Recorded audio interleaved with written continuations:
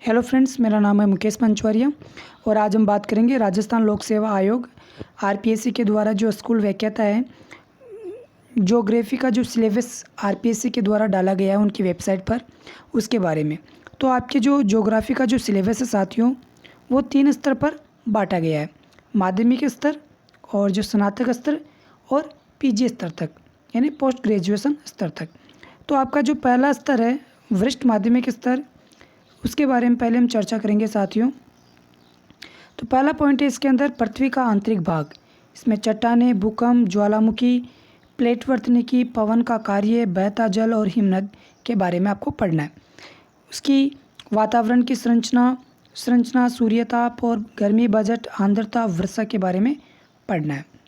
इसके बाद में साथियों महासागरों, लवणता, ज्वार, महासागरीय धाराओं की राहत विशेषताएं, भारत स्थान, भौगोलिक विभाग, जलवायु, वनस्पति, मिट्टी, जनसंख्या, वितरण और घनत्व और विकास, आपदा प्रबंधन, बाढ़, सूखा, भूस्खलन, प्रमुख फसलें, खनिज, लोहा इस्पात उद्योग, कपास, वस्त्र उद्योग, पर्यावरण, प्रदूषण और सतत विकास, इनके बारे में आपको पढ़ना है।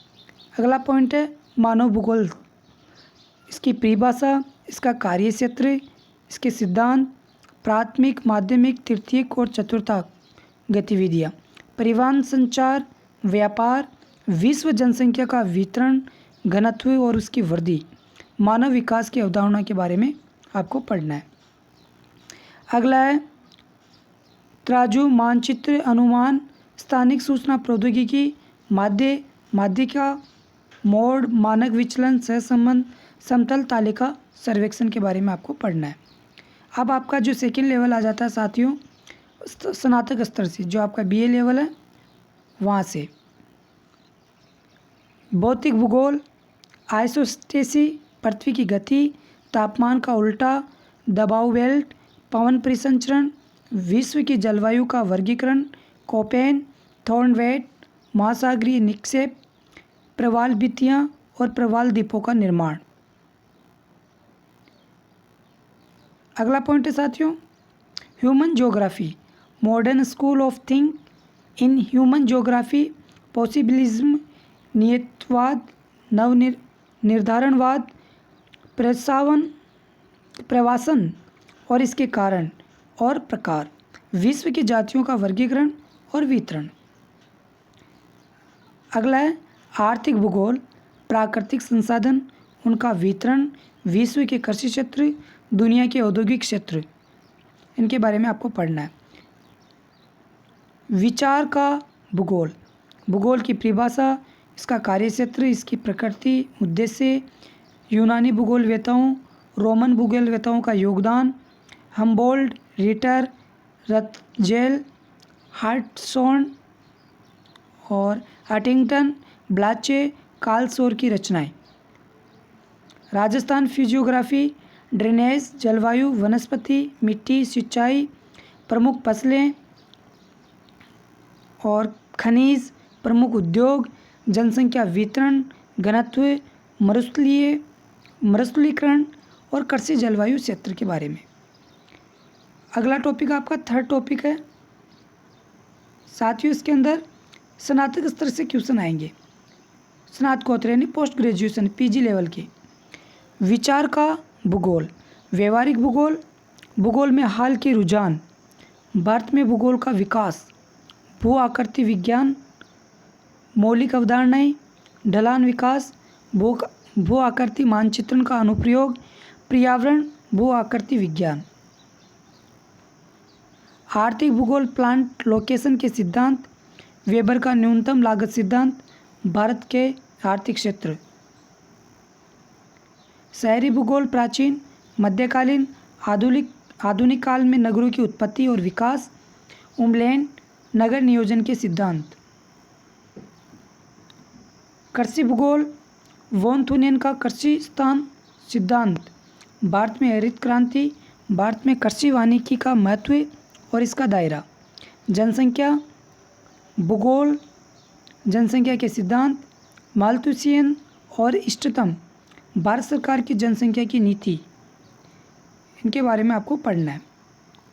अगला राजनीतिक भूगोल, राजनीतिक भूगोल का विकास, मैकेंडर की अवधारणाएं, एस बी जोन्स द्वारा राजनीतिक भूगोल का एकीकृत क्षेत्र का सिद्धांत, सीमांत सीमाएं, बफर जोन।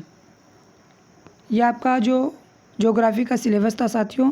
अब इसके अंदर जो चौथा पॉइंट है आपके शैक्षणिक मनोविज्ञान, शिक्षा शास्त्र, शिक्षण सामग्री का उपयोग, शिक्षण में कंप्यूटर और सूचना प्रौद्योगिकी।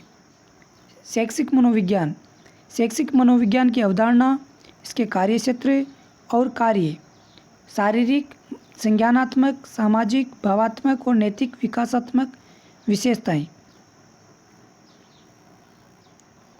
किशोर शिक्षार्थी शिक्षण अधिगम के लिए इसके निहितार्थ, सीखने की व्यवहारिक, संज्ञानात्मक और रचनावादी सिद्धांत और इसके निहितार्थ। वरिष्ठ माध्यमिक छात्रों के लिए मानसिक स्वास्थ्य और समायोजन तंत्र की अवधारणा, भावनात्मक बुद्धिमत्ता और शिक्षण में इसका प्रभाव। अगला टॉपिक है शिक्षा शास्त्र और शिक्षण सामग्री, निर्देशात्मक रणनीतियाँ किशोर शिक्षार्थियों के लिए, संचार कौशल और इसका उपयोग, शिक्षा मॉडल, अग्रिम आयोजक, अवधारणाएं, अवधारणा प्राप्ति, सूचना प्रसंस्करण, पूछताछ प्रशिक्षण, शिक्षण के दौरान शिक्षण अधिगम सामग्री तैयार करना, इसका उपयोग करना और सहकारी शिक्षा। शिक्षण में कंप्यूटर और सूचना प्रौद्योगिकी का उपयोग, ICT, हार्डवेयर और सॉफ्टवेयर की अवधारणा, सिस्टम दृष्टिकोण, computer assistant learning, computer aided instruction. यह आपका पेपर हो गए साथियों। और इसके अंदर कुल प्रश्न आपके जो अंक हैं वो 300 आएंगे, प्रश्नों की संख्या 150 होगी, 3 घंटे का समय होगा, नेगेटिव मार्किंग होगी साथियों। इसमें आपको जो पढ़ाई करनी है माध्यमिक स्तर, स्नातक स्तर और स्नातकोत्तर स्तर की जो आपके जो विषय हैं जो अभी हमने चर्चा की थी वो आपको पूरे पढ़ने हैं। और इसके शैक्षिक मनोविज्ञान, शिक्षा शास्त्र, शिक्षण सामग्रियाँ और कंप्यूटर का उपयोग और शिक्षण में सूचना प्रौद्योगिकी, ये सारी बातें आपको पढ़नी है साथियों। और आपको ये वीडियो कैसा लगा? अगर अच्छा लगा हो तो प्लीज़ लाइक कर दीजिए। और साथियों आप चैनल को सब्सक्राइब नहीं करते हो तो चैनल को भी सब्सक्राइब कर दीजिए। नीचे जो लाल बटन दिख रहा है उस पर ओके कर दीजिए। धन्यवाद।